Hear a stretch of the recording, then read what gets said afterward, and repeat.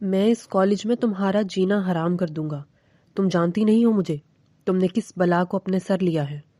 تمہیں آہستہ آہستہ پتہ چلے گا۔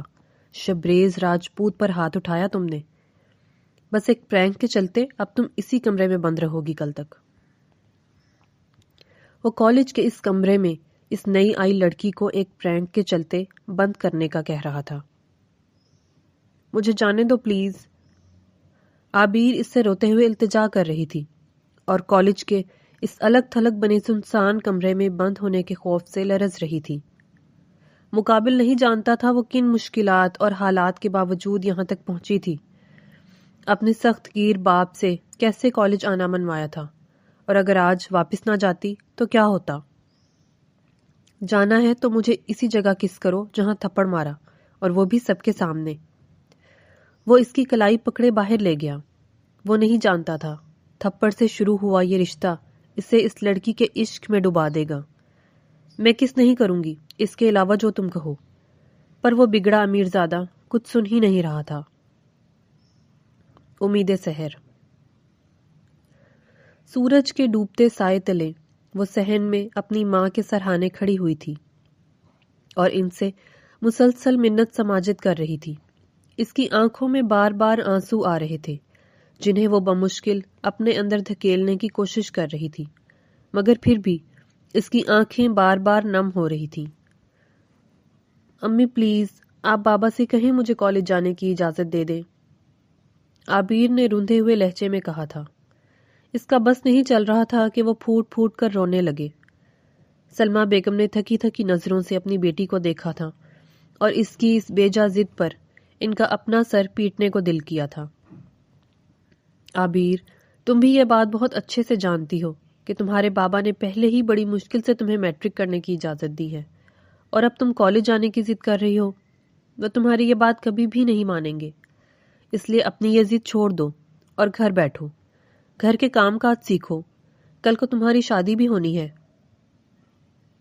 سلمہ بیگم نے دال چنتے ہوئے عابیر سے کہا تھا۔ عابیر نے بے بسی سے اپنی ماں کی طرف دیکھا۔ کالج جانے کی بات سن کر وہ بھی اس کا ساتھ چھوڑ بیٹھی تھی۔ امی، آپ بہت اچھے سے جانتی ہیں کہ مجھے پڑھنے کا کتنا شوق ہے۔ میں پڑھ لکھ کر کچھ کرنا چاہتی ہوں۔ آپ لوگ اس طرح سے مجھ پر پابندی تو نہ لگائیں۔ اور کون سا آپ لوگ میری کل ہی شادی کر رہے ہیں؟ جب آپ لوگ میری شادی کریں گے تو میں گھر کے کام کاج بھی سیکھ لوں گی، لیکن کل میرا کالج میں ایڈمیشن کا آخری دن ہے۔ اگر یہ دن بھی نکل گیا تو میں کچھ نہیں کر پاؤں گی۔ عابیر بھی اپنی ضد چھوڑنے کے لیے تیار نہیں تھی۔ اس کی آنکھوں سے موٹے موٹے آنسو گرنے لگے تھے۔ سلمہ بیگم نے ٹھنڈی سانس بھر کر عابیر کی طرف دیکھا۔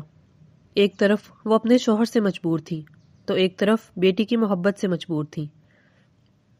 ان کی اپنے شوہر کے سامنے کچھ بھی کہنے کی ہمت نہیں تھی، اور دوسری طرف وہ عابیر کو اس طرح سے روتے ہوئے نہیں دیکھ سکتی تھی۔ یہ بات وہ بہت اچھے سے جانتی تھی کہ عابیر نے اسکالرشپ حاصل کرنے کے لیے کتنی محنت کی ہے، اور سب اسے اسکالرشپ پر اس شہر کے بہت بڑے کالج میں ایڈمیشن ملنے جا رہا تھا۔ مگر عابیر کے بابا محسن صاحب نے اسے مزید پڑھائی کرنے سے روک دیا تھا۔ وہ پہلے بھی عابیر کی پڑھائی کے حق میں نہیں تھے، وہ تو اسے 8ویں کے بعد ہی گھر بٹھانا چاہتے تھے، مگر عابیر نے ضد کر کے میٹرک کر لیا تھا، اور اب جب اس کی کالج جانے کی باری آئی تھی تو انہوں نے عابیر کو کالج جانے سے روک دیا تھا۔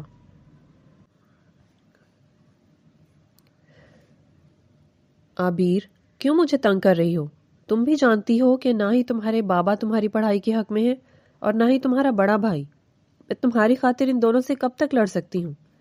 اور ویسے بھی تمہارے چچا اور چچی بھی باتوں باتوں میں کہہ گئے ہیں کہ تم نے جتنا پڑھنا تھا پڑھ لیا ہے، اب تمہیں گھر پر بٹھا لیا جائے۔ سلمہ بیگم نے چارپائی پر سے اٹھتے ہوئے کہا تھا۔ وہ دال چن چکی تھی اور اب اسے چولہے پر چڑھانے کے لیے کچن کی طرف جا رہی تھی۔ انہیں ابھی رات کے کھانے کی بھی تیاری کرنی تھی۔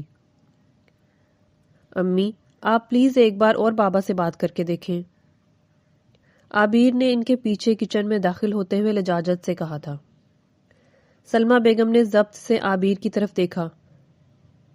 عابیر، تمہیں میری بات سمجھ کیوں نہیں آ رہی ہے؟ صرف تمہارے باپ اور بھائی کو تمہاری پڑھائی پر اعتراض نہیں ہے، بلکہ تمہارے چچا اور چچی کو بھی تمہاری پڑھائی پر اعتراض ہے۔ وہ لوگ بھی چاہتے ہیں کہ تم اب گھر بیٹھ جاؤ۔ سلمہ بیگم نے دال کو بھگوتے ہوئے کہا، سنک میں صبح سے برتن پڑے ہوئے ہیں مگر تمہیں دھونے کا کوئی ہوش نہیں، بس صبح سے اسی بات کی ضد کر کے بیٹھی ہو کہ تمہیں کالج جانے دیا جائے۔ کچھ گھر کے کاموں میں بھی دلچسپی لے لو، کل کو اپنے سسرال جاؤ گی تو کوئی تمہاری ڈگریاں نہیں دیکھے گا۔ سلمہ بیگم نے غصے سے عابیر سے کہا تھا، جبکہ عابیر اپنی ماں کو دیکھ کر رہ گئی تھی۔ سچ تو یہ تھا کہ کوئی بھی نہیں چاہتا تھا کہ عابیر مزید تعلیم حاصل کرے۔ عابیر روتی ہوئی اپنے کمرے میں چلی آئی تھی۔ اس کی آنکھوں سے مسلسل آنسو گر رہے تھے۔ عابیر نے اب کی بار کسی سے اجازت نہیں لی تھی اور کالج کا فارم بھر دیا۔ وہ جانتی تھی کہ اگر وہ اسی طرح سے اپنے گھر والوں کی منت سماجت کرتی رہی تو یہ وقت گزر جائے گا اور اس سال اس کا ایڈمیشن نہیں ہو سکے گا۔ اس لیے اس نے کسی کو بھی بتائے بغیر کالج میں اپنے ایڈمیشن کا فارم بھر دیا۔ ویسے بھی اسے اپنے اسکول کی طرف سے اسکالرشپ ملی تھی۔ اس نے اس شہر کے سب سے بڑے کالج میں ایڈمیشن کے لیے فارم بھرا تھا۔ کافی دن خاموشی کی نظر ہو گئے تھے۔ اس روز کے بعد عابیر نے دوبارہ سے سلمہ بیگم سے اس بارے میں کوئی بات نہیں کی تھی۔ سلمہ بیگم سمجھ رہی تھی کہ شاید عابیر نے اپنی ضد چھوڑ دی ہے، مگر وہ یہ بات نہیں جانتی تھی کہ وہ خاموشی سے فارم بھر چکی ہے۔ سلمہ بیگم نے بھی اس سے دوبارہ اس بارے میں کوئی بات نہیں کی تھی۔ وہ جان بوجھ کر خاموش تھی کہ کہیں دوبارہ سب عابیر ضد نہ پکڑ کر بیٹھ جائے۔ وہ اپنے شوہر کی وجہ سے مجبور تھی۔ وہ جانتی تھی کہ محسن صاحب کبھی بھی اسے کالج جانے کی اجازت نہیں دیں گے۔ وہ ان لوگوں میں سے تھے جن کے نزدیک پڑھائی کی کوئی اہمیت نہیں تھی، اور خاص طور پر لڑکیوں کو پڑھانا انہیں بیجا لگتا تھا۔ اس لیے عابیر کو بھی اس بات کا حکم مل گیا تھا کہ وہ گھر بیٹھ جائے، مگر عابیر اس طرح سے اپنے خوابوں کو ٹوٹتا ہوا نہیں دیکھ سکتی تھی۔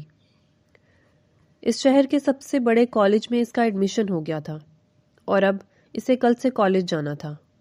اب گھر والوں کو بتانا بہت ضروری ہو گیا تھا۔ محسن صاحب اور سلمہ بیگم صحن میں بچھی چارپائی پر بیٹھے ہوئے تھے اور کھانا کھا رہے تھے۔ محسن صاحب کچھ ہی دیر پہلے کام سے لوٹے تھے۔ عابیر ان دونوں کے پاس آئی تھی۔ اس نے اپنے بابا کے سامنے یہ بات کہنے کے لیے اپنے اندر بہت ہمت پیدا کی۔ وہ خاموشی سے آ کر ان دونوں کے سامنے کھڑی ہو گئی تھی۔ سلمہ بیگم نے سوالیہ نظروں سے اس کی طرف دیکھا تھا۔ میرا کالج میں ایڈمیشن ہو گیا ہے اور کل سے کلاسز شروع ہیں، عابیر کے ڈرتے ڈرتے سر جھکائے کہا تھا۔ سلمہ بیگم نے گھور کر عابیر کی طرف دیکھا، جبکہ محسن صاحب کا ہاتھ کھانا کھاتے کھاتے رک گیا۔ انہوں نے بھی گھور کر اپنی بیٹی کی طرف دیکھا تھا اور پھر نوالا واپس پلیٹ میں رکھا تھا۔ میں نے منع کیا تھا کہ تم کالج میں ایڈمیشن نہیں لوگی، پھر بھی تمہیں میری بات سمجھ نہیں آئی تھی؟ محسن صاحب نے غصے سے عابیر کی طرف دیکھتے ہوئے اس سے سرد لہجے میں سوال کیا تھا، جبکہ ان کا کرخت رویہ دیکھ کر عابیر کا دل بے اختیار ہی ڈوب سا گیا تھا۔ اس نے اپنی آنکھوں میں آنسو بھر کر مدد طلب نظروں سے اپنی ماں کی طرف دیکھا تھا، جو دم سادھے اپنے شوہر کو دیکھ رہی تھی۔ میں نے آپ سے کہا تھا کہ آپ عابیر کو منع کر دیں کہ آگے پڑھنے کی کوئی ضرورت نہیں ہے۔ کیا آپ نے میری بات عابیر تک نہیں پہنچائی تھی؟ یا پھر آپ لوگوں کی نظروں میں میری بات کی کوئی اہمیت نہیں ہے؟ محسن کا لہجہ بگڑا ہوا تھا۔ عابیر نے ڈر کر اپنی ماں کی طرف دیکھا۔ بابا، میں آگے پڑھنا چاہتی ہوں، مجھے اسکالرشپ ملی ہے، مجھے کالج جانے سے منع نہ کریں۔ عابیر کے گالوں پر آنسو لڑک آئے تھے۔ عابیر کو کالج جانے دے، جب تک اس کی شادی نہیں ہو جاتی آگے پڑھنے میں کیا حرج ہے؟ سلمہ بیگم نے بھی ہمت کر کے اپنے شوہر سے کہا تھا۔ جو بھی تھا وہ عابیر سے محبت کرتی تھی، اسے یوں روتا ہوا اور اداس نہیں دیکھ سکتی تھی، اس لیے آج پہلی بار انہوں نے اپنے شوہر سے کچھ کہا تھا۔ محسن صاحب نے گھور کر اپنی بیوی کی طرف دیکھا۔ نہیں، کوئی ضرورت نہیں ہے اسے آگے پڑھنے کی۔ میں لڑکیوں کی پڑھائی کے حق میں بالکل بھی نہیں ہوں۔ بس اسے اب گھر بٹھائیں اور اسے گھرداری سکھائیں۔ میں جلد ہی اس کے چچا سے اس کی شادی کی بات کرتا ہوں۔ میں اس کے فرض سے جلد از جلد سبکدوش ہونا چاہتا ہوں۔ یہ جب تک اس گھر میں بیٹھی رہے گی میرے سر پر بوجھ بنا رہے گا۔ محسن صاحب نے نوالا اپنے منہ میں رکھتے ہوئے کہا تھا۔ عابیر کی آنکھوں سے آنسو گرنے لگے تھے۔ وہ بے بسی سے اپنے باپ کو دیکھ کر رہ گئی۔ جن کے سر پر ان کی بیٹی کا وجود ایک بوجھ کے سوا اور کچھ نہیں تھا۔ اس نے دکھ سے اپنے باپ کو دیکھا تھا، جن کے لیے ان کی بیٹی کا وجود ایک بوجھ کے سوا کچھ بھی نہیں تھا۔ عابر کا دل ان کی بات سن کر 1000 ٹکڑوں میں بٹا تھا۔ بابا پلیز مجھے کالج جانے دیں، میں آپ کو یقین دلاتی ہوں کبھی بھی آپ کے بھروسے کو نہیں توڑوں گی، جیسا آپ کہیں گے میں ویسا ہی کروں گی، عابر نے اپنے آنسوؤں پر ضبط کرتے ہوئے کہا تھا۔ تم جو بھی کہو مجھے کوئی بھروسہ نہیں ہے، تم باہر کے بارے میں کچھ بھی نہیں جانتی، ہمارے معاشرے میں کیسے کیسے لوگ ہیں ابھی تم دونوں کو اس بات کا اندازہ بھی نہیں ہے، اسی لیے میں اسے کالج جانے سے روک رہا ہوں۔ محسن صاحب کے لہجے میں کرختگی واضح تھی۔ عابر اپنے کمرے میں چلی آئی تھی۔ وہ سمجھ گئی تھی اسے کبھی بھی کالج جانے کی اجازت نہیں ملے گی۔ باہر سے اسے سلمہ بیگم اور محسن صاحب کی آوازیں آ رہی تھیں اور وہ کمرے میں سر جھکائے بیٹھی ہوئی تھی۔ اس کی آنکھوں سے آنسو نکل کر اس کی ہتھیلیوں پر گر رہے تھے۔ کچھ دیر بعد سلمہ بیگم کمرے میں داخل ہوئی تھی اور گہری نظروں سے عابر کی طرف دیکھا تھا۔ تمہارے بابا نے تمہیں کالج جانے کی اجازت دے دی ہے، مگر صرف اس شرط پر اجازت دی ہے کہ جیسے ہی تمہارے چچا تمہاری شادی کی بات کریں گے تمہاری پڑھائی چھڑوا دیں گے۔ بس تمہیں تب تک ہی پڑھنے کی اجازت ہے جب تک تمہاری شادی نہیں ہو جاتی، اور انہوں نے خاص طور پر تاکید کی ہے تمہارے بارے میں وہ کوئی الٹی سیدھی بات نہ سنے۔ سلمہ بیگم نے ٹھنڈی سانس بھرتے ہوئے کہا تھا۔ عابر بے یقینی سے اپنی جگہ سے کھڑی ہوئی تھی۔ امی آپ سچ کہہ رہی ہیں؟ بابا نے مجھے کالج جانے کی اجازت دے دی؟ عابر نے خوشی کے مارے چہکتے ہوئے پوچھا تھا۔ اس نے جیسے اس کے علاوہ کچھ اور سنا ہی نہیں۔ سلمہ بیگم نے اس بات میں سر ہلایا تو وہ بے اختیار ہی ان کے گلے سے لگ گئی۔ وہ اپنی خوشی کو لفظوں میں ظاہر نہیں کر سکتی تھی۔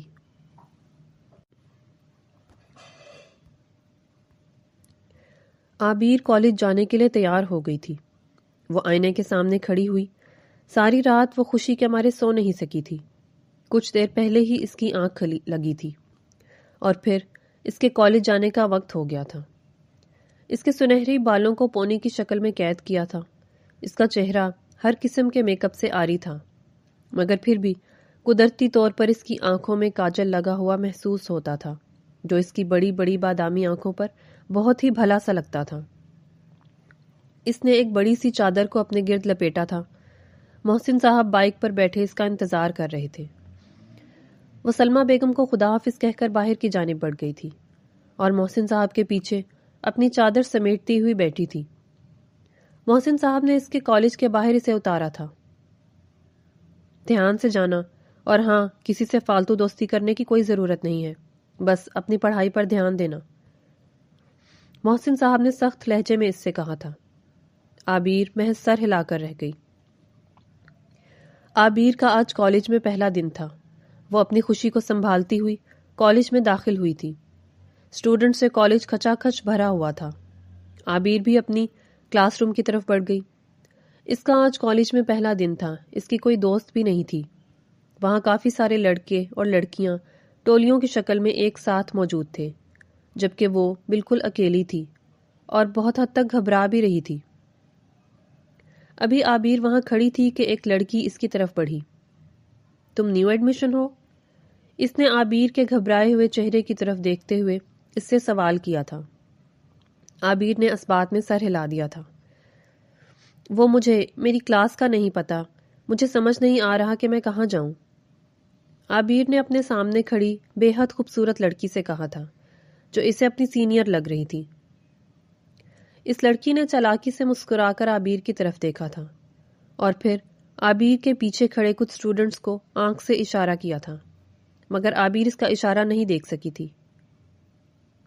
میرے ساتھ چلو، میں تمہیں تمہاری کلاس دکھا دیتی ہوں، میں بھی وہیں جا رہی ہوں، اس لڑکی نے اپنے لہجے میں مٹھاس بھرے ہوئے لہجے میں کہا تھا، اور عابر کا ہاتھ تھام کر اسے اپنے ساتھ لے کر آگے بڑھی تھی۔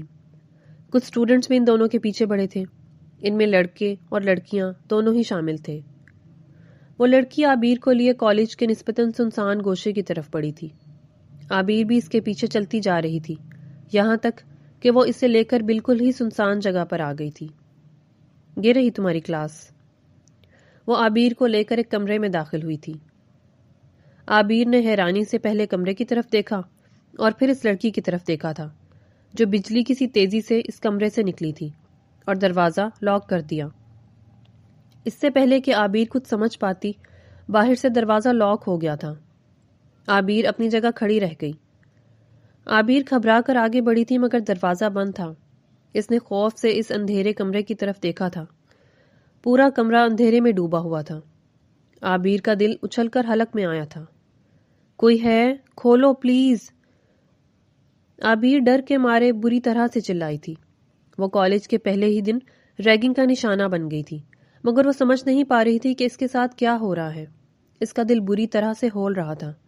اس نے کبھی اس طرح کی صورتحال کا سامنا نہیں کیا تھا۔ اس کی آنکھوں سے آنسو گرنے لگے تھے۔ مجھے نکالو یہاں، مجھے نکالو یہاں سے۔ عابیر پھر سے دروازہ بجاتے ہوئے چلائی تھی۔ اسے باہر سے لوگوں کے ہنسنے کی آوازیں آ رہی تھی۔ عابیر کی آنکھیں حیرت سے پھیلی تھی۔ اگر باہر لوگ کھڑے تھے تو دروازہ کیوں نہیں کھول رہے تھے؟ وہ سمجھ گئی تھی کہ یہ اس کے ساتھ جان بوجھ کر ہو رہا ہے۔ دروازہ کھولو، مجھے یہاں سے نکالو، یہاں بہت اندھیرا ہے۔ عابیر بری طرح سے روتے ہوئے چلائی تھی۔ اسے اس وقت اپنی بے بسی پر سخت غصہ آ رہا تھا۔ وہ اس لڑکی پر بھروسہ کر کے پچھتا رہی تھی۔ اس نے فیصلہ کر لیا تھا کہ ایک بار دروازہ کھلے تو وہ سامنے والے کو نہیں چھوڑے گی۔ اسے یہاں بند ہوئے کافی دیر گزر گئی تھی۔ اسے اب باہر سے لوگوں کی آوازیں آنا بھی بند ہو گئی تھی۔ وہ یہاں بند کمرے میں بری طرح سے ڈر رہی تھی، گھبرا رہی تھی۔ اسے سمجھ نہیں آ رہا تھا کہ وہ کیا کرے، کہاں جائے۔ وہ وہیں دروازے کے پاس بیٹھ گئی تھی۔ وہ اپنے گھٹنوں میں سر دیے بیٹھی ہوئی تھی، جانے اسے یہاں کتنی دیر گزر گئی تھی۔ اس نے اپنے بیگ سے فون نکال کر دیکھا تھا، مگر وہ کسی کو فون نہیں کر سکتی تھی۔ وہ اس کالج میں کسی کو جانتی نہیں تھی اور اپنے گھر والوں کو آگاہ نہیں کر سکتی تھی۔ پہلے ہی اسے بہت مشکل سے کالج آنے کی اجازت ملی تھی۔ وہ ایک بار پھر سے اٹھ کھڑی ہوئی۔ کھولو، کوئی ہے؟ مجھے یہاں بند کر دیا تھا۔ اسے ایک بار پھر باہر سے لوگوں کی آوازیں آنے لگی تھی۔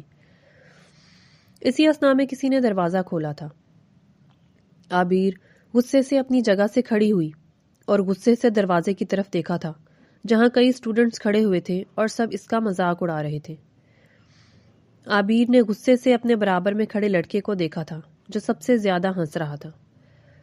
عابیر کی غصے سے رگیں تن گئی تھیں۔ اس نے ضبط سے اپنی مٹھیاں بھیجی تھی۔ وہ سب کو خود پر ہنستا مسکراتا دیکھ رہی تھی۔ توہین کا احساس شدت اختیار کرنے لگا تھا۔ اس نے اپنے برابر میں کھڑے لڑکے کو دیکھا جو ہنس ہنس کر دوہرا ہو رہا تھا۔ عابیر کا ہاتھ اٹھا تھا اور اس ہنستے ہوئے لڑکے کو اس نے کھینچ کر تھپڑ مارا تھا۔ یکدم ہی وہاں سناٹا چھا گیا۔ سب لوگ حیرت اور بے یقینی سے عابیر اور شبریز راجپوت کو دیکھ رہے تھے جو ایک دوسرے کی آنکھوں میں آنکھیں ڈالے کھڑے غصے اور نفرت سے ایک دوسرے کو دیکھ رہے تھے۔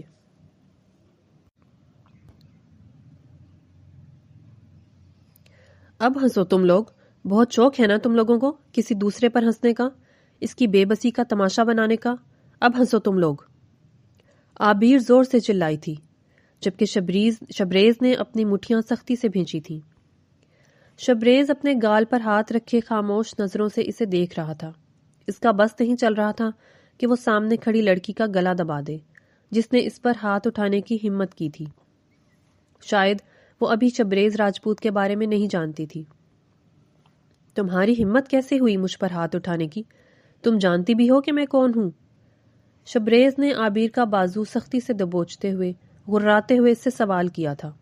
عابیر نے اس سے اپنا ہاتھ چھڑایا تھا۔ مجھے اس کمرے میں کس نے بند کیا تھا؟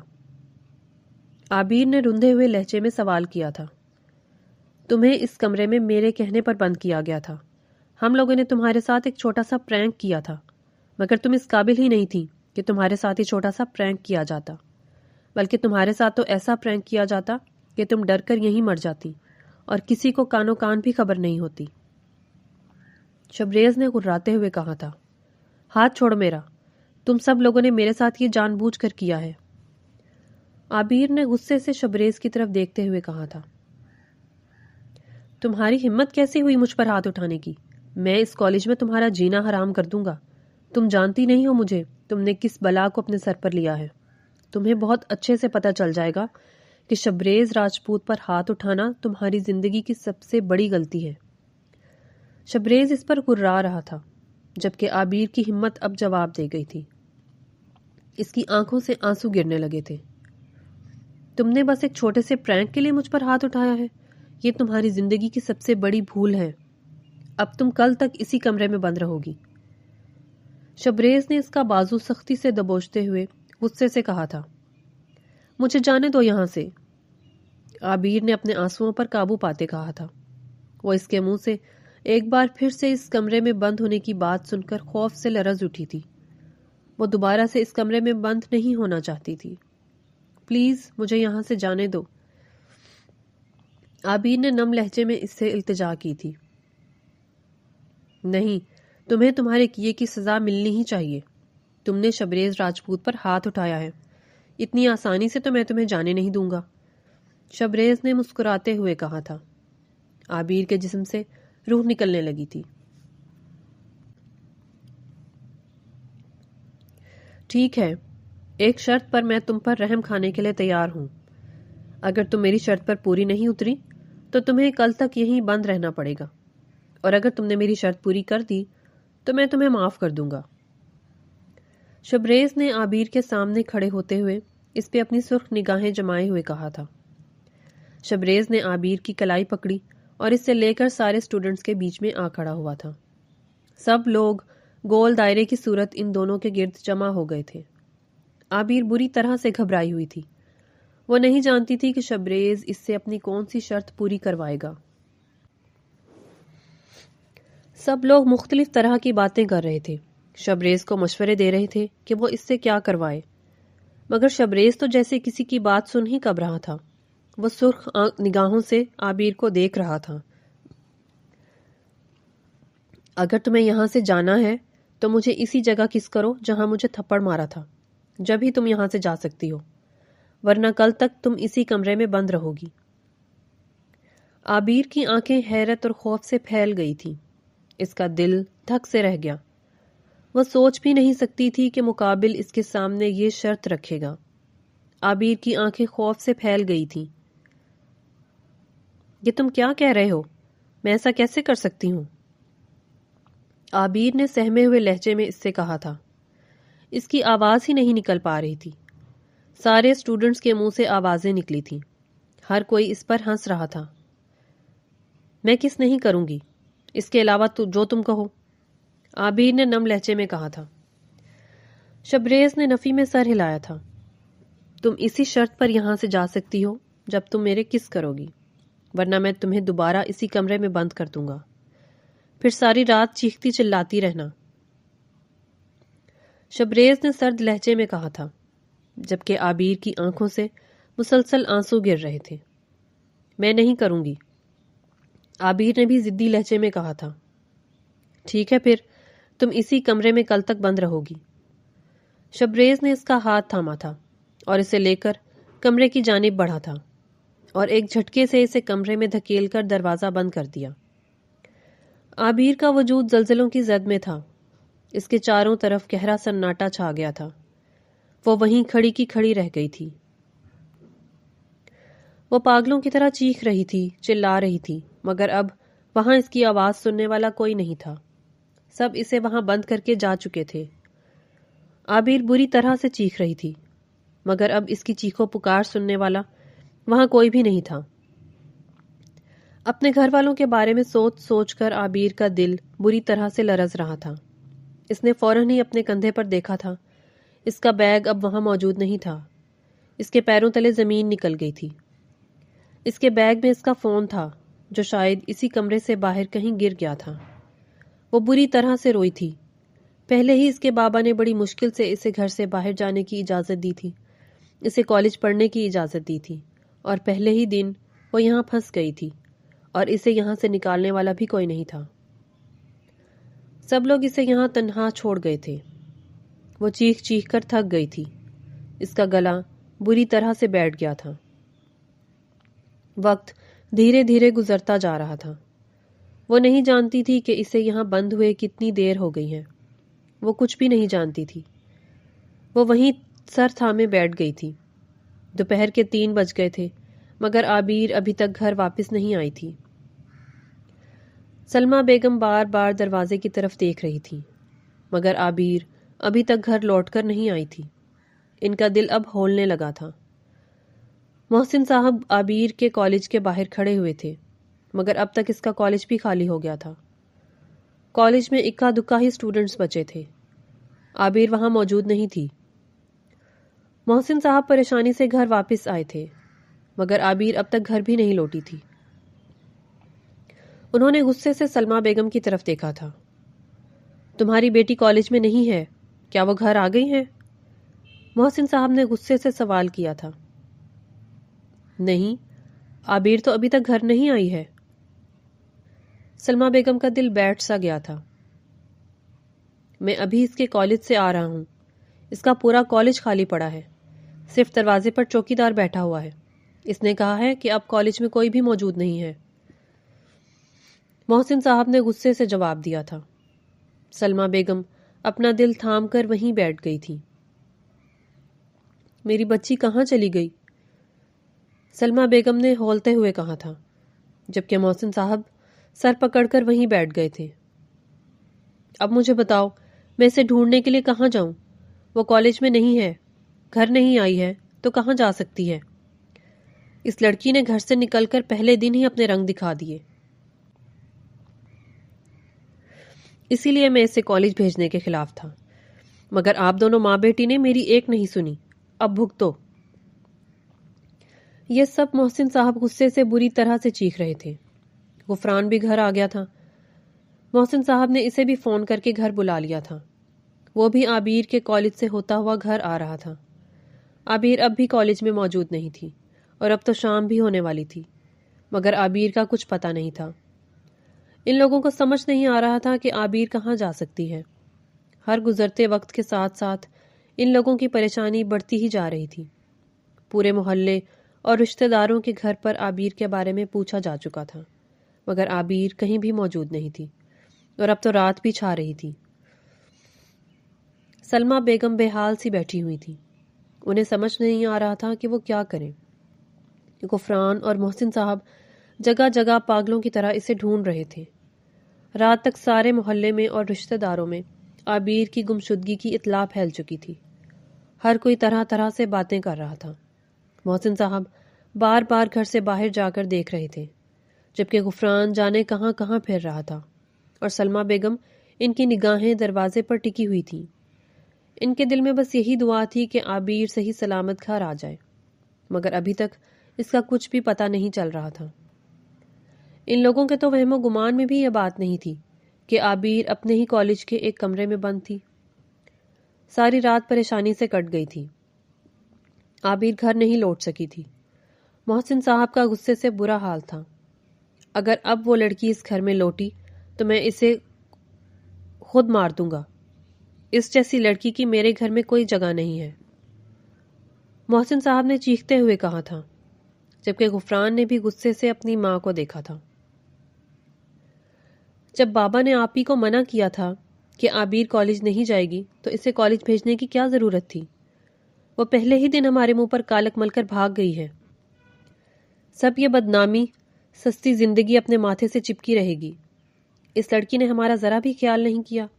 پتہ نہیں کس کے ساتھ گئی ہے، کہاں ہے، اس کا کچھ پتہ نہیں چل رہا ہے۔ غفران نے بھی تلملاہٹ سے کہا تھا۔ عابیر کے گھر میں وقفے وقفے سے ایسی آوازیں گونج رہی تھیں جبکہ سلمہ بیگم خاموشی سے آنسو بہا رہی تھی، یہاں تک کہ فجر کی آذانیں سنائی دینے لگی تھیں۔ سلمہ بیگم اپنی جگہ سے اٹھیں اور وضو کر کے جائے نماز پر بیٹھ گئیں۔ وہ مسلسل عابیر کے لوٹ آنے کی دعائیں مانگ رہی تھی۔ ان کی آنکھوں سے آنسو بہے چلے جا رہے تھے۔ عابیر ان کی اکلوتی بیٹی تھی، انہیں بس اپنی عابیر چاہیے تھی۔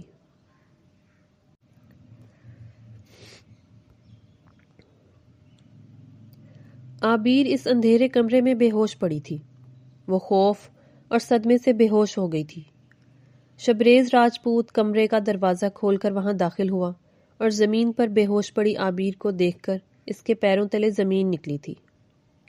وہ فوراً ہی عابیر کی طرف بڑھا تھا۔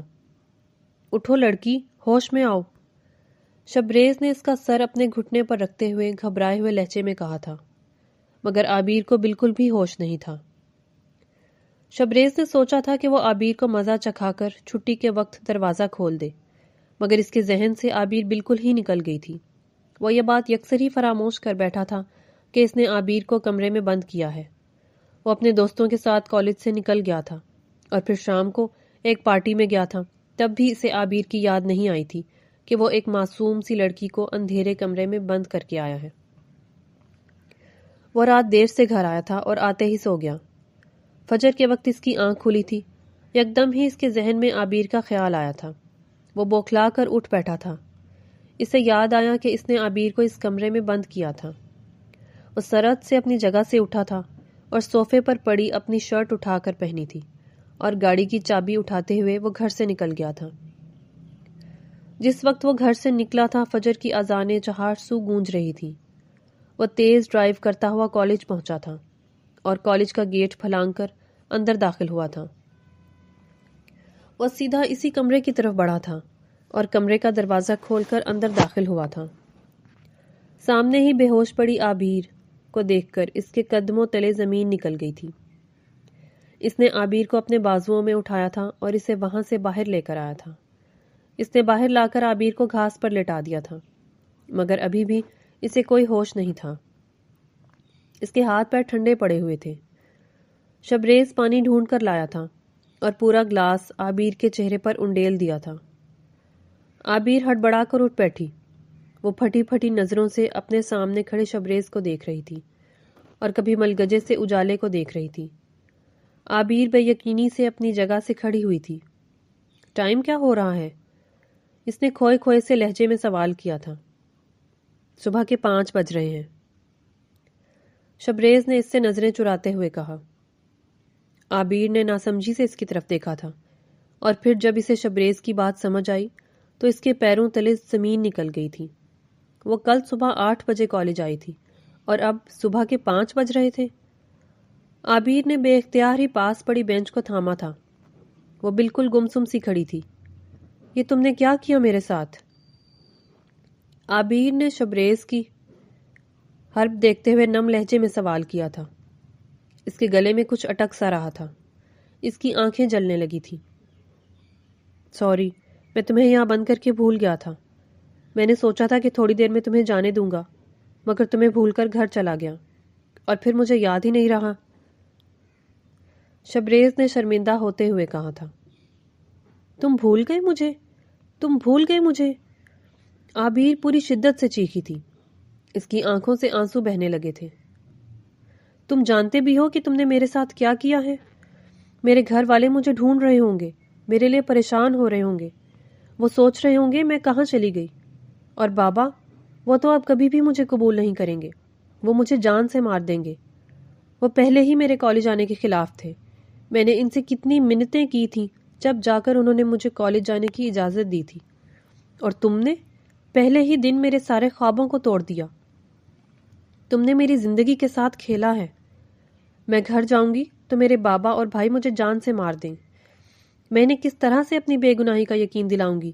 کوئی میری بات پر یقین نہیں کرے گا کہ میں ساری رات کالج کے اندھیرے کمرے میں بند رہی تھی۔ یہ تم نے میرے ساتھ کیا کیا؟ وہ پوری جان سے چیخ رہی تھی۔ شبریز کو محسوس ہوا کہ جیسے وہ اپنا دماغی توازن کھو بیٹھی ہے۔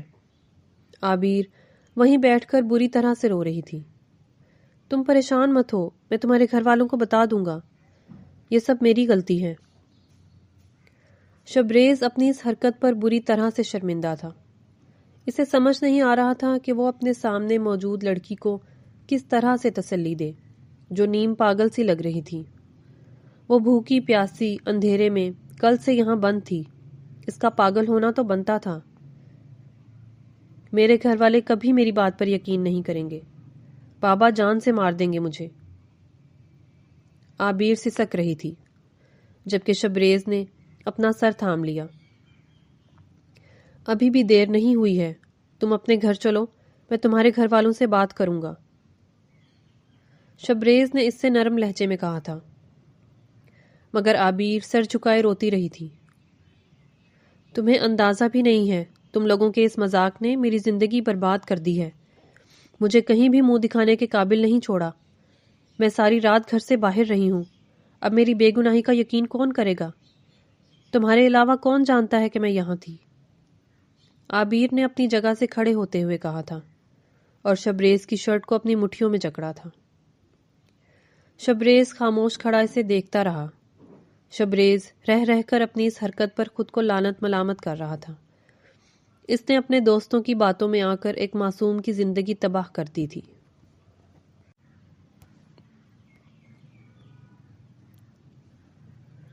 عابیر نے خوف سے اپنے گھر کے بند دروازے کی طرف دیکھا تھا۔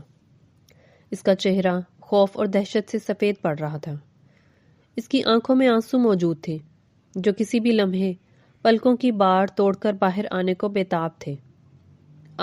عابیر خاموشی سے اس کی گاڑی سے اتری تھی۔ اس کے گھر کا دروازہ کھلا ہوا تھا جو یقیناً اسی کے انتظار میں کھول کر رکھا گیا تھا۔ عابیر دروازہ دھکیلتی ہوئی اندر داخل ہوئی تھی۔ محسن صاحب اور سلمہ بیگم صحن میں ہی بیٹھے ہوئے تھے جبکہ غفران اندر کمرے میں موجود تھا۔ وہ کچھ دیر پہلے ہی گھر لوٹ کر آیا تھا۔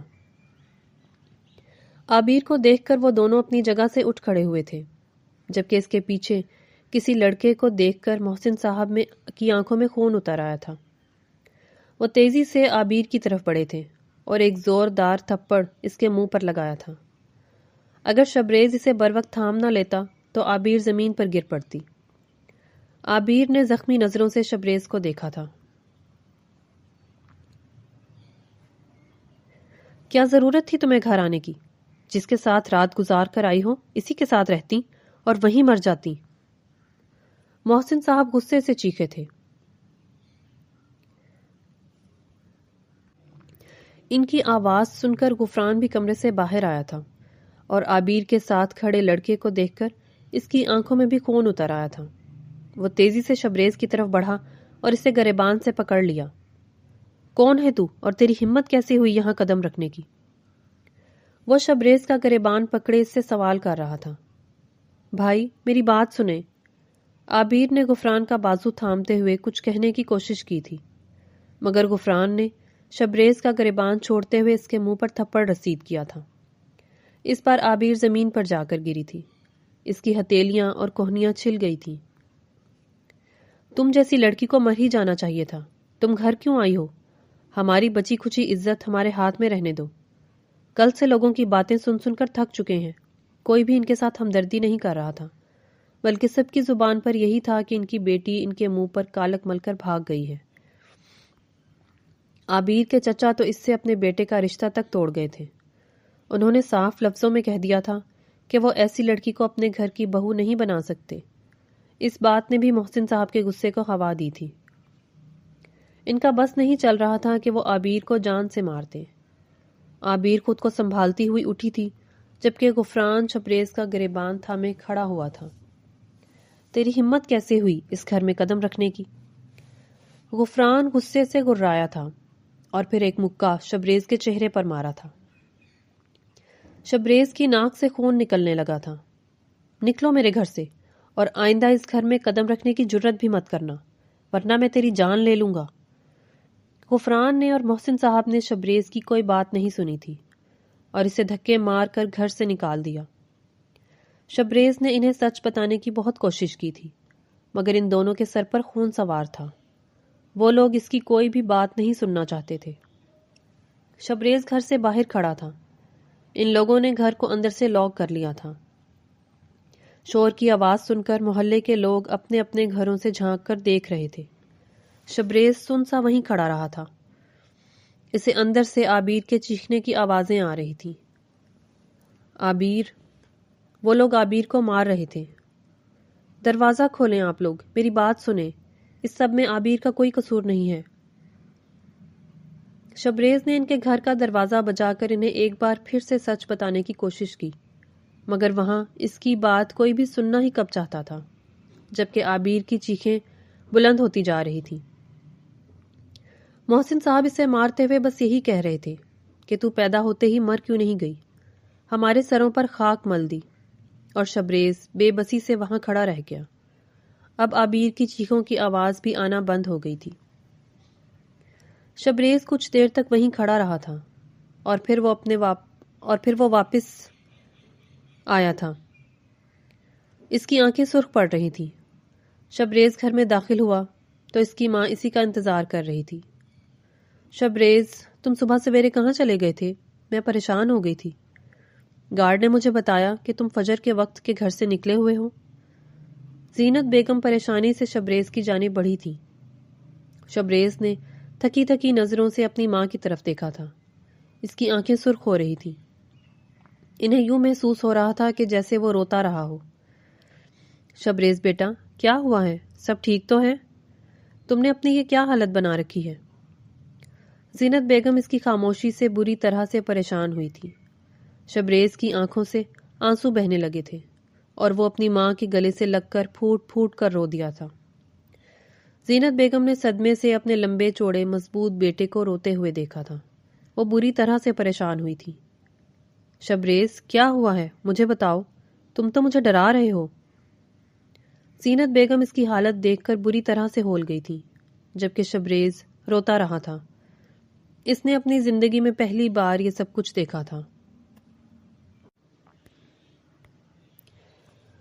جب رو کر اس کا دل کچھ حد تک ہلکا ہوا تو اس نے ایک ہی سانس میں اپنی ماں کو ساری بات بتا دی، جبکہ زینت بیگم حق و دک حیرانی سے اسے دیکھ رہی تھی۔ وہ سوچ بھی نہیں سکتی تھی۔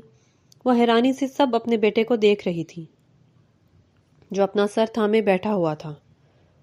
امی، وہ لوگ اسے بری طرح سے مار رہے تھے۔ اس کی چیخیں گھر سے باہر آ رہی تھی، مگر ان لوگوں کو اس پر بالکل بھی ترس نہیں آ رہا تھا۔ وہ چیخ رہی تھی، رو رہی تھی، مگر وہ لوگ اس کی کوئی بھی بات سننے کے لیے تیار ہی نہیں تھے۔ ان لوگوں نے مجھے دھکے مار کر گھر سے نکال دیا۔ میں بہت دیر تک وہاں کھڑا رہا، یہاں تک کہ اس کی چیخوں کی آواز آنا بھی بند ہو گئی۔ امی، اگر اسے کچھ ہو گیا تو میں خود کو کبھی بھی معاف نہیں کر سکوں گا۔ میں اس لڑکی کا مجرم ہوں۔ وہ بے گناہ ہوتے ہوئے بھی سزا کی حقدار ٹھہری ہے۔ شبریز نے اپنے گال نوچتے ہوئے کہا تھا۔ شبریز، خود کو سنبھالو بیٹا۔ اگر تم اس وقت ہمت سے کام نہیں لوگے تو اس لڑکی کی مدد کون کرے گا؟ زینت بیگم نے اس کے کندھے پر ہاتھ رکھتے ہوئے کہا تھا۔ امی، وہ لڑکی پاک باز ہے، با کردار ہے، اور اس بات کا گواہ صرف میں ہوں۔ وہ ساری رات گھر سے باہر رہی ہے۔ میں نے اسے اندھیرے کمرے میں بند کر دیا تھا۔ میرے سوا اسے وہاں سے کسی نے نہیں نکالا۔ میں جانتا ہوں اس لڑکی کے کردار میں کوئی جھول نہیں ہے، مگر اس کے گھر والے یہ بات ماننے کو تیار نہیں ہیں۔ وہ اپنی بیٹی پر یقین کرنے کو تیار نہیں ہے۔ انہیں لگ رہا ہے کہ ان کی بیٹی نے ان کی عزت خاک میں ملا دی۔ شبریز نے بے بسی سے کہا تھا، جبکہ زینت بیگم اسے دیکھ کر رہ گئیں۔ شبریز، تم نے اس لڑکی کے ساتھ اچھا نہیں کیا۔ لڑکیوں کی عزت بہت نازک ہوتی ہے، ذرا سی ٹھیس سے چکنا چور ہو جاتی ہے۔ زینت بیگم نے ٹھنڈی سانس بھرتے ہوئے کہا تھا۔ امی، میری وجہ سے اس کا رشتہ بھی ٹوٹ گیا، سب کچھ ختم ہو گیا۔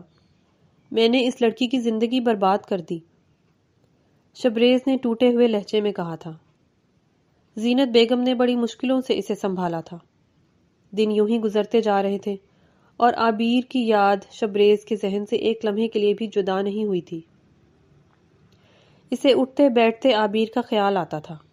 اسے احساس ہونے لگا تھا کہ وہ عابیر سے محبت کرنے لگا ہے۔ وہ جان نہیں سکا کہ تھپڑ سے شروع ہونے والا یہ رشتہ کب محبت میں بدل گیا۔ اس کی بھوک پیاس سب اڑ گئی تھی۔ عابیر ہمہ وقت اس کے ذہن پر سوار تھی۔ وہ ایک بار عابیر کو دیکھنا چاہتا تھا، اس سے ملنا چاہتا تھا، مگر اس کے پاس کوئی حق نہیں تھا۔ امی، آپ عابیر کے گھر میرا رشتہ لے کر جائیں، میں اس سے شادی کرنا چاہتا ہوں۔ اس روز اپنے دل کے ہاتھوں مجبور ہو کر شبریز نے اپنی ماں سے کہا تھا۔ زینت بیگم بھی کافی دنوں سے اس کا حال دیکھ رہی تھی۔ اس کا حال بے حال ہو گیا تھا۔ زینت بیگم شبریز کی خواہش پر عابیر کے گھر رشتہ لے کر چلی گئیں۔ ان لوگوں کے لیے تو پہلے ہی عابیر کا وجود ایک بوجھ کے سوا کچھ بھی نہیں تھا۔ عابیر کے چچا اپنے بیٹے کا رشتہ اس سے توڑ چکے تھے۔ خاندان بھر میں وہ بدنام ہو کر رہ گئی تھی۔ کوئی بھی ایسا نہیں تھا جو عابیر کا ہاتھ تھام سکتا۔ ہر کوئی عابیر اور کو بی جان نفرت بھی کی نگاہ مسکراتے سے ہوئے دیکھ اس سے رہا ملیں تھا۔ گی اور خوش ہوتے ہوئے ایسے اس میں سے عابیر روزمرہ بالکل کی ہی باتیں مرجھا کریں کر گی۔ رہ گئی تھی۔ وہ دونوں دادی اپنے ہی پوتا ایک گھر میں دوسرے وہ کے ایک ساتھ کمرے تک پچھلے محدود 1 ہو سال کر سے رہ گئی یہی تھی۔ سب کچھ کر رہے تھے، اسے اپنے باپ اور کیونکہ بھائی ان کے دونوں کو سامنے ہی آنے کی ایک اجازت دوسرے نہیں کی تھی، زندگی اور کیونکہ خوشی عابیر عزیز کو تھی، دیکھ کر اور ان وہ کا جانتے خون تھے کھولنے لگتا تھا۔ کہ ایک دوسرے کی وہ خوشی فرانس کس اس میں ہے۔ رشتے کے خلاف تھا۔ وہ ہرگز بھی شبریز سے عابیر کی شادی نہیں کرنا چاہتا تھا، مگر محسن صاحب عابیر کو مزید اس گھر میں برداشت نہیں کر سکتے تھے، اس لیے انہوں نے اس رشتے کی حامی بھر لی اور ساتھ میں ان سے یہ بھی کہہ دیا کہ وہ عابیر کو بالکل خاموشی سے رخصت کریں گے۔ زینت بیگم نے کوئی اعتراض نہیں کیا تھا، مگر جاتے جاتے وہ عابیر کی ماں کو سارا سچ بتا گئی تھی۔ عابیر کے پاس اس رشتے پر احتجاج کرنے کا حق نہیں تھا، وہ بس خاموشی سے اپنی زندگی کا فیصلہ ہوتے دیکھ رہی تھی۔ اسے بالکل خاموشی سے شبریز کے ساتھ رخصت کر دیا گیا۔ اس کے باپ اور بھائی نے اس کے سر پر ہاتھ رکھنا بھی گوارا نہیں کیا تھا۔ عابیر دلہن بنی شبریز کے کمرے میں بیٹھی اپنی قسمت پر ماتم کنا تھی جب شبریز کمرے میں داخل ہوا تھا۔ عابیر نے زخمی نظروں سے شبریز کی طرف دیکھا تھا۔ شبریز اس سے بے اختیار ہی اپنی نگاہیں چرا گیا۔ وہ عابیر کے سامنے آ کر بیٹھا تھا، اس کی نگاہیں جھکی ہوئی تھیں۔ میں جانتا ہوں جو بھی تمہارے ساتھ ہوا اس میں میری غلطی تھی، اور میں ساری زندگی تم سے اپنے کیے کی معافی مانگتا رہوں گا، شبریز نے نم لہجے میں کہا تھا۔ عابیر ساکت سی بیٹھی ہوئی تھی۔ میں کل مزید تعلیم حاصل کرنے کے لیے دوسرے ملک جا رہا ہوں۔ مجھے امید ہے میں جب تک واپس آؤں گا تم مجھے معاف کر چکی ہوگی۔ اگر تم مجھے معاف نہ بھی کرو تو میری طرف سے اپنا دل صاف کرنے کی کوشش کرنا۔ شبریز نے اس کا ہاتھ تھامتے ہوئے اس سے کہا تھا، جبکہ عابیر سانس روکے اسے دیکھ رہی تھی۔ میں تمہیں وہاں سے اپنے پاس لانا چاہتا تھا۔ اس روز کے بعد سے میں ایک دن بھی سکون سے نہیں سویا ہوں، شبریز نے پھیکی سی مسکراہٹ کے ساتھ کہا تھا۔ تم کل سے کالج جا سکتی ہو، تمہیں اپنے خواب دفنانے کی ضرورت نہیں ہے، تمہارے ہر خواب کو میں پورا کروں گا، شبریز نے نم آنکھوں کے ساتھ کہا تھا اور اپنی پیکنگ کرنے کے لیے اٹھ کھڑا ہوا تھا۔ عابیر خاموشی سے اسے دیکھتی رہی تھی اور سوچ رہی تھی کہ شاید وقت کے ساتھ ساتھ یہ زخم بھی بھر جائے جو گہرا ہو کر ناسور بن گیا تھا۔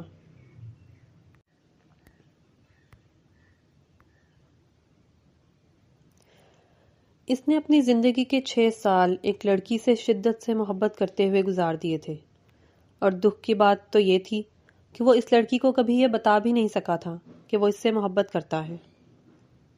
وہ بس خاموشی سے وقت گزارتا رہا تھا، یہاں تک کہ اس لڑکی کو اس بات کا یقین ہو گیا تھا کہ وہ مقابل کی زندگی میں ایک پچھتاوے کے سوا اور کچھ بھی نہیں ہے۔ وہ دونوں ایک دوسرے سے دور اپنی اپنی زندگی کی جنگ لڑنے میں مصروف تھے۔ شبریز نے ان گزرے 6 سالوں میں خود کو مکمل طور پر بدل لیا تھا۔ اب شبریز وہ نہیں رہا تھا جس نے ایک تھپڑ کا بدلہ لینے کے لیے ایک لڑکی کو اندھیرے کمرے میں بند کر دیا تھا۔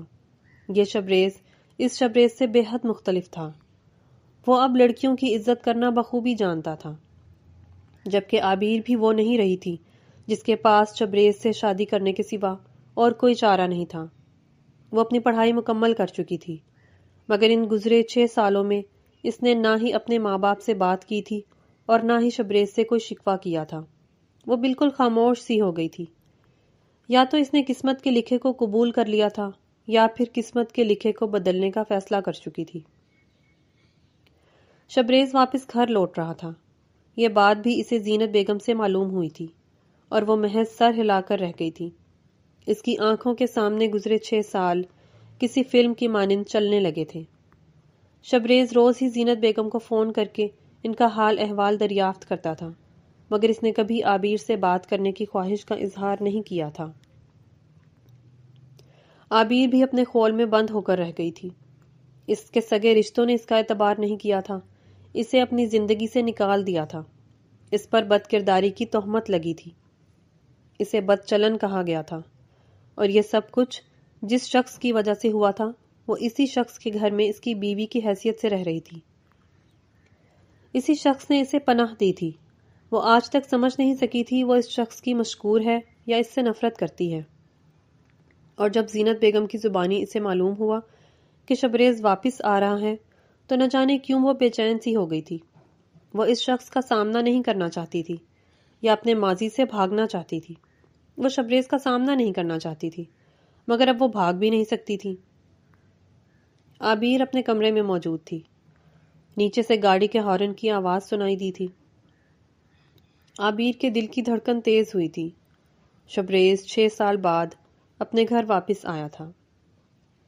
عابیر نے بے ساختہ ہی گہری سانس بھری تھی۔ اسے لگ رہا تھا کہ اس کی زندگی کے 6 سال کہیں محو ہو گئے ہیں، یا کبھی یہ 6 سال اس کی زندگی میں آئے ہی نہیں تھے۔ اسے لگ رہا تھا کہ شبریز کچھ دیر پہلے ہی گھر سے گیا ہے اور اب اپنے گھر لوٹ آیا ہے۔ عابیر کمرے کی کھڑکی میں جا کر کھڑی ہوئی تھی، مگر شبریز گاڑی سے اتر کر اندر چلا گیا تھا۔ وہ شبریز کو نہیں دیکھ سکی تھی۔ ملازم گاڑی میں سے اس کا سامان اتار رہا تھا۔ وہ اس کا سامان اترتے ہوئے دیکھتی رہی۔ اسے وہاں کھڑے کافی دیر گزر گئی تھی۔ اسے یقین تھا وہ زینت بیگم کے پاس ہوگا۔ مزید کچھ دیر گزری تھی۔ اسے کمرے کی چوکھٹ پر کسی کے قدموں کی آواز سنائی دی تھی۔ عابیر کے دل کی دھڑکن تھمنے لگی تھی۔ وہ اس لمحے کو نہیں گزارنا چاہتی تھی۔ اس نے 6 سال شدت سے دعا کی تھی کہ یہ لمحہ اسے نہ گزارنا پڑے، مگر شبریز اپنی تمام تر وجاہت کے ساتھ اس کے پیچھے کھڑا تھا۔ اس کا وجود برف ہوا تھا۔ عابیر، شبریز نے دھیرے سے پکارا تھا۔ عابیر کے وجود پر شائی برف پگھلنے لگی تھی۔ کیسی ہو؟ اب کی بار وہ 2 قدم مزید اس کے قریب آیا تھا۔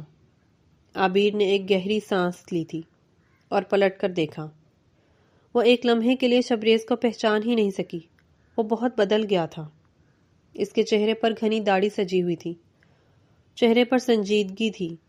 بال پیچھے کی طرف سلیقے سے سیٹ کیے گئے تھے۔ چند لمحوں کے لیے دونوں کی نظریں ٹکرائی تھیں۔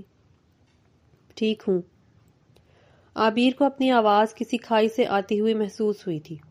اسے لگ رہا تھا کہ ابھی شبریز اس سے پوچھے گا کہ وہ یہاں کیا کر رہی ہے، وہ یہاں سے کیوں نہیں گئی ہے، مگر شبریز خاموشی سے اس کے چہرے کے اتار چڑھاؤ دیکھتا رہا تھا۔ وہ عابیر کے چہرے کی اڑی ہوئی رنگت دیکھ کر اندازہ لگا چکا تھا کہ عابیر اس کے آنے سے خوش نہیں ہے اور اس کمرے میں اس کی موجودگی سے بری طرح سے بے چین ہے۔ شبریز کے اندر چھناکے سے کچھ ٹوٹا تھا۔ اس نے زخمی نظروں سے عابیر کی طرف دیکھا تھا، جو اس سے بالکل انجان سی کھڑی تھی۔ اس نے تو شبریز سے اس کی خیریت دریافت پوچھنے کی بھی زحمت نہیں کی تھی۔ شبریز نے اپنے قدم بے ساختہ ہی پیچھے کی طرف لیے تھے۔ آپ فریش ہو جائیں، میں کھانا لگاتی ہوں، عابیر نے اس کی طرف دیکھے بغیر کہا تھا اور تیزی سے کمرے سے نکل گئی تھی۔ شبریز نے سنجیدہ نظروں سے اسے جاتا ہوا دیکھا۔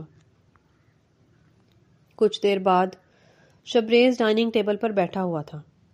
عابیر نے کھانے میں بہت کچھ بنا رکھا تھا۔ زینت بیگم شبریز کی پلیٹ میں کچھ نہ کچھ ڈال رہی تھی، جبکہ عابیر سر جھکائے خاموشی سے بیٹھی اپنی پلیٹ کو گھور رہی تھی۔ اس نے اب تک ایک نوالا بھی نہیں لیا تھا۔ شبریز نے عابیر کی پلیٹ کی طرف دیکھا جو خالی پڑی تھی۔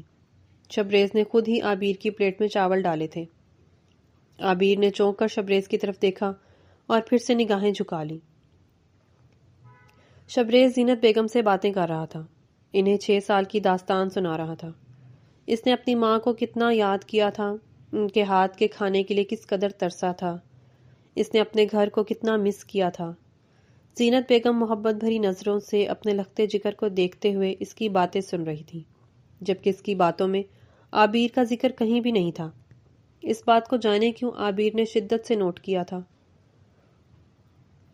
کھانا کھا کر شبریز زینت بیگم کے کمرے میں موجود تھا۔ عابیر کچن سمیٹ رہی تھی۔ وہ ان دونوں کو چائے وہیں دے آئی تھی اور اب تو کافی دیر گزر گئی تھی۔ شبریز نے اپنے کمرے کی جانب جاتے ہوئے کچن میں کام کرتی ہوئی عابیر کو دیکھا تھا، جو برتن دھو کر فارغ ہو گئی تھی، مگر آج شاید عابیر کا کچن سے نکلنے کا دل ہی نہیں کر رہا تھا۔ وہ دھلے ہوئے برتن کیبنٹ سے نکال کر پھر سے دھونے لگی تھی۔ اسے خود بھی نہیں پتا تھا کہ وہ کیا کر رہی ہے۔ وہ شاید اپنے دامن پر لگے داغ کو دھونے کی ناکام کوشش کر رہی تھی۔ سمٹا ہوا کچن اسے یکدم ہی بہت بکھرا بکھرا سا نظر آنے لگا تھا۔ وہ اپنے ذہن پر چھائے غبار کی زد میں تھی۔ وہ خود سے جنگ لڑ رہی تھی۔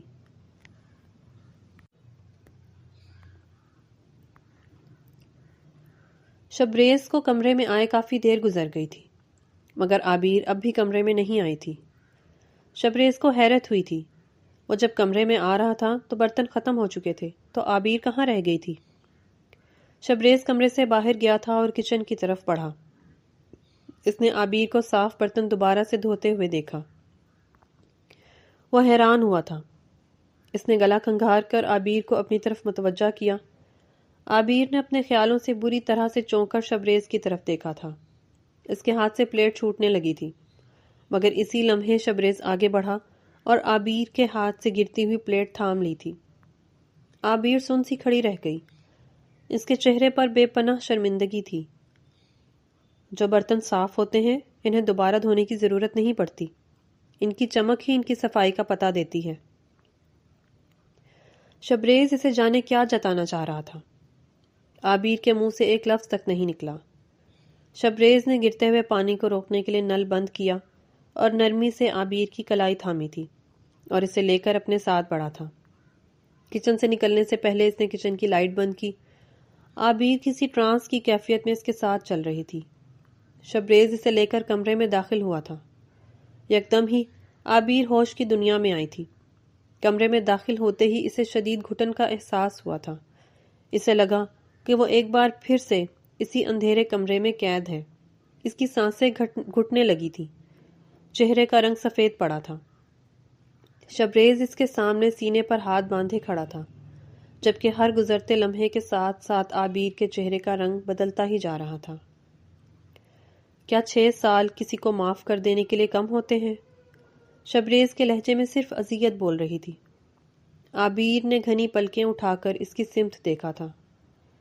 شبریز کی نگاہیں اس کے چہرے پر جمی ہوئی تھیں۔ اس لمحے شبریز کے دل نے اس بات کا اعتراف مزید شدت سے کیا تھا کہ وہ سامنے کھڑی لڑکی میں اس کی جان بستی ہے۔ اگر وہ اسے چھوڑ کر چلی گئی تو وہ اس کے بنا زندہ نہیں رہ سکے گا۔ عابیر ان 6 سالوں میں مزید حسین ہو گئی تھی۔ شبریز یوں ہی کھڑا اسے تکتے رہنا چاہتا تھا۔ اس کی نگاہیں عابیر کے نازک سے وجود سے ہٹنے سے انکاری تھیں۔ وہ بہت مشکلوں سے اپنے دل کو قابو میں رکھے ہوئے تھا۔ کیا 6 سال گزرنے کے بعد میرے ماں باپ اور بھائی کو میرے کردار کی پاکیزگی پر یقین آ جائے گا؟ وہ لوگ مجھے معاف کر دیں گے؟ وہ ایک رات میری زندگی سے نکل جائے گی جس رات میں نے رو رو کر اپنے لیے بد دعائیں مانگی تھیں کہ مجھے موت آ جائے۔ اس رات کی دہشت آج بھی میرے اعصاب پر سوار ہے۔ آپ میرے سامنے کھڑے ہیں اور مجھے لگ رہا ہے کہ میں ایک بار پھر سے اسی اندھیرے کمرے میں قید ہوں۔ وہ ایک رات میری زندگی سے کبھی نہیں نکل سکی ہے۔ میں آج بھی اسی اندھیرے کمرے میں قید ہوں۔ عابیر نے تھکان زدہ سے لہجے میں کہا تھا۔ اس کے چہرے پر چھائی اذیت اور تکلیف کو دیکھ کر شبریز کے دل میں ہوک سی اٹھی تھی۔ وہ عابیر کی بات سن کر لاجواب سا ہو گیا تھا۔ اسے لگ رہا تھا کہ گزرے ماہوں سال اس کے گناہ کو دھو ڈالیں گے، مگر وہ آج بھی اسی صبح کی روشنی میں قید تھا جب اسے یکدم ہی اندھیرے کمرے میں بند عابیر کا خیال آیا تھا۔ کچھ دیر کے لیے دونوں کے درمیان گہرا سناٹا سا چھا گیا تھا۔ عابیر کی پلکیں بھیگنے لگی تھیں۔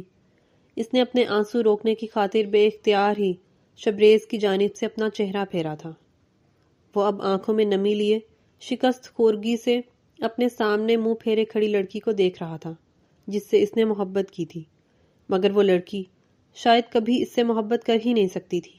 وہ آج تک اسی اندھیرے کمرے میں بند تھی۔ وہ تلخی سے مسکرایا تھا۔ میں اپنے اس گناہ کو کیسے دھو سکتا ہوں؟ میں ایسا کیا کروں کہ تم مجھے معاف کر دو؟ میں مزید اپنی اس غلطی کا بوجھ اپنے دل پر لے کر نہیں کہہ سکتا ہوں۔ میں تم سے اور خود سے بھاگتے بھاگتے تھک گیا ہوں۔ اب میں رک جانا چاہتا ہوں، ٹھہر جانا چاہتا ہوں۔ میرا دل میرے اختیار میں نہیں ہے۔ میں تمہارا مجرم ہوں، تمہارا گناہ گار ہوں۔ یہ جاننے کے باوجود بھی میں تم سے محبت کرنے لگا تھا۔ مجھے لگ رہا تھا کہ میری محبت میرے گناہوں کو کچھ کم کر دے گی، مگر آج مجھے اندازہ ہو رہا ہے کہ میں ناکام ٹھہرا ہوں۔ میرا گناہ کبھی میرا پیچھا نہیں چھوڑے گا۔ شبریز نے نرمی سے عابیر کے کندھوں پر ہاتھ رکھ کر اس کا رخ اپنی طرف کیا تھا۔ اسی لمحے عابیر کی آنکھوں سے آنسو نکل کر اس کے گالوں پر بہہ نکلے تھے۔ شبریز کو اس کے آنسوؤں نے مزید تکلیف پہنچائی تھی۔ اس نے عابیر کا چہرہ اپنے ہاتھوں کے پیالے میں بھرا تھا۔ عابیر نے اپنی سحر زدہ نظروں سے اس کی طرف دیکھا تھا۔ اگر یہ گزرے 6 سال بھی میری غلطی کی تلافی نہیں کر سکے تو تم جو چاہو میں کرنے کو تیار ہوں، شبریز نے اپنے دل پر پتھر رکھتے ہوئے کہا تھا۔ میں یہاں سے صرف اس لیے گیا تھا تاکہ تم سنبھل سکو، مگر یہاں سے جانے کے بعد میں ایک لمحے کے لیے بھی تم سے غافل نہیں ہوا تھا۔ میں 7 سمندر پار تھا مگر میرا دل تو یہاں دھڑک رہا تھا، مگر شاید میرا یہ گناہ کبھی میرا پیچھا نہ چھوڑے۔ میں خود غرض بن جاؤں تو کبھی تمہیں یہاں سے جانے نہ دوں، کیونکہ تمہارے معاملے میں میرا دل میرے اختیار میں نہیں ہے۔ میں نے وہاں رہتے ہوئے ہمیشہ یہی دعا کی ہے کہ جب میں گھر پہنچوں تو تم مجھے میرے کمرے میں ملو، اور دیکھو میری دعا قبول ہوئی ہے، تم میرے کمرے میں موجود ہو، مگر تمہارا دل میرا نہیں ہے۔ شبریز نے بھیگتے ہوئے لہجے میں کہا تھا۔ عابیر جانے کیوں اس کا ہاتھ اپنے چہرے سے نہیں ہٹا سکی تھی۔ مجھے اپنے ماں باپ سے ملنا ہے، وہ لوگ مجھ سے نہیں ملتے، وہ آج بھی مجھے گناہگار مانتے ہیں، عابیر نے بھرے ہوئے لہجے میں کہا تھا۔ وہ جانے کیوں اس شخص کے سامنے رو کر اپنے دل کا بوجھ ہلکا کر رہی تھی۔ تم چلی جاتی ان سے ملنے کے لیے، تم ان کی بیٹی ہو، وہ کب تک تم سے ناراض رہ سکتے تھے؟ شبریز نے نم لہجے میں کہا تھا۔ میری ہمت ہی نہیں ہوئی ان کے سامنے جانے کی، وہ مجھے بدکردار سمجھتے ہیں، بابا سمجھتے ہیں کہ وہ رات میں نے کسی کے ساتھ گزاری ہے، ساری دنیا یہی سمجھتی ہے، رات گھر سے باہر گزارنے والی لڑکیوں کو کوئی قبول نہیں کرتا، ان کے اپنے بھی ان سے منہ موڑ لیتے ہیں، میرے اپنے بھی مجھ سے نفرت کرنے لگے۔ یہ کہتے ہوئے عابیر پھوٹ پھوٹ کر روئی تھی۔ شبریز کو لگا کہ کسی نے خنجر اس کے سینے میں گھونپ دیا ہو۔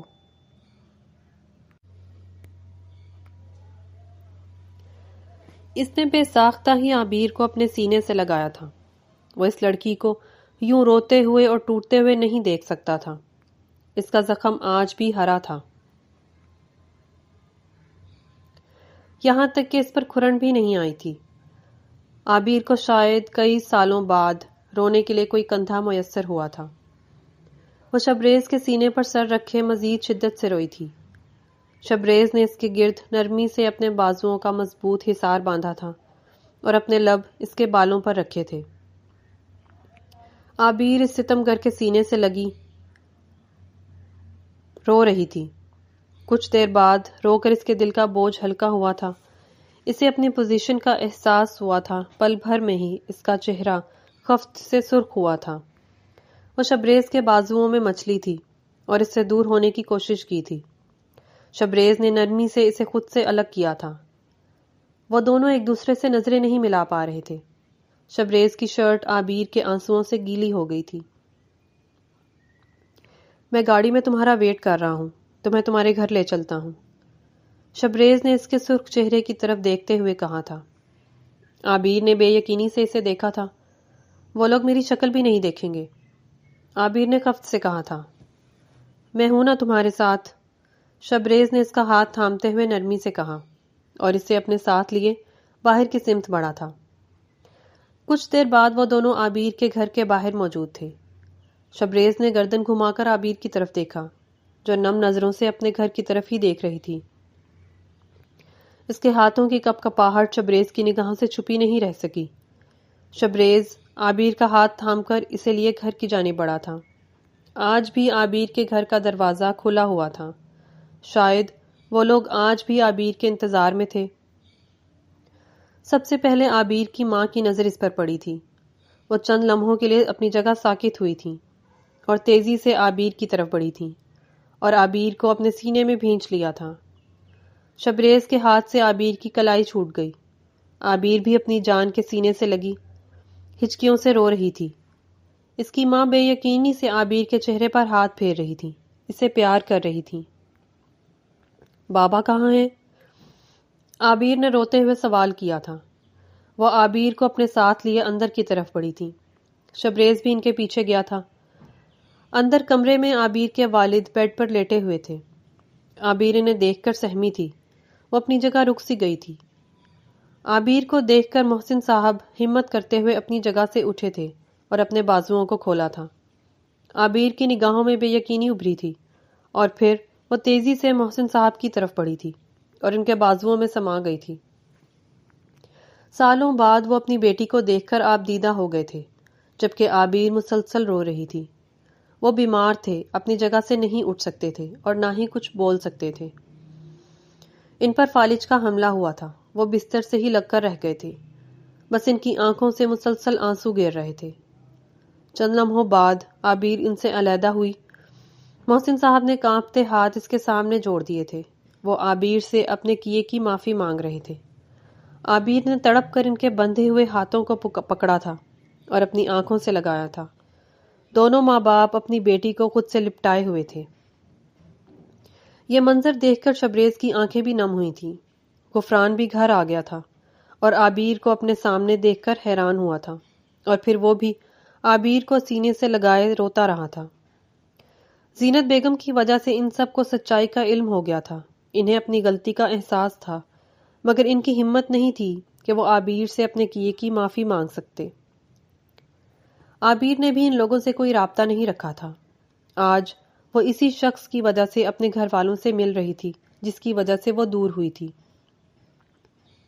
عابیر، اتنے وقت بعد تم آئی ہو، کچھ دنوں کے لیے رک جاؤ تاکہ ہمارے دل کو بھی کچھ سکون مل سکے، عابیر کی ماں نے نم لہجے میں کہا تھا۔ عابیر نے شبریز کی طرف دیکھا جو سنجیدہ سا بیٹھا چائے پی رہا تھا۔ شبریز کو یقین تھا کہ عابیر اس کے ساتھ واپس نہیں جائے گی، بلکہ شاید عابیر اب کبھی بھی اس کے ساتھ نہ جائے۔ شبریز نے بے اختیار ہی ٹھنڈی سانس بھری۔